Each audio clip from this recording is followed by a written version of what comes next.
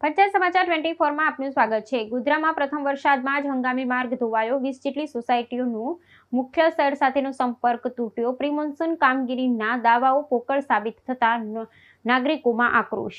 પંચમહાલ જિલ્લાના મુખ્ય મથક ગોધરા ખાતે ચોમાસાના પ્રારંભિક તબક્કામાં જ પડેલા પ્રથમ વરસાદે સ્થાનિક વહીવટી તંત્રની પ્રી મોન્સૂન એટલે કે ચોમાસા પૂર્વેની નબળી કામગીરીની પોલ ખોલી દીધી છે।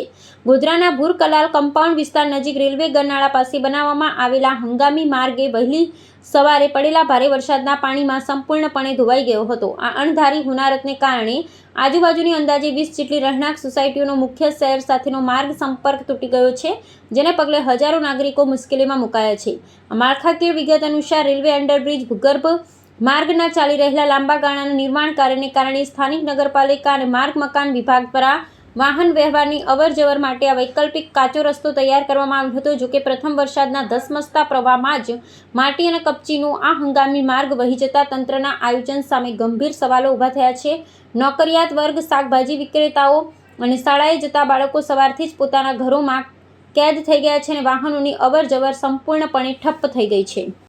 જે ગઈકાલે ગોધરા શહેરમાં પડેલા વરસાદના કારણે હંગામી કામચલાઉ પુલ સંપૂર્ણપણે ધોવાઈ ચૂક્યું છે અને માર્ગ હાલ અવરજવર કરવા માટે જોખમી બનેલો હોય માર્ગ બંધ કરવામાં આવ્યો છે।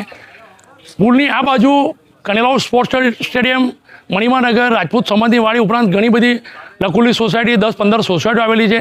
હાલ આ સમગ્ર વિસ્તાર આ પુલ વરસાદમાં ધોવાઈ જવાના કારણે ગોધરા વિસ્તારથી આ માર્ગ સંપર્ક વિહોણો બન્યું છે। બ્રિજ બનાવવામાં આવ્યો હતો પણ હલકી ગુણવત્તાવાળો હતો અને વરસાદના એક જ વરસાદની અંદર ધોવામાં આવ્યો છે। અમારે રોજ અહીંથી 3-4 વખત જવાનો આવતો થાય છે।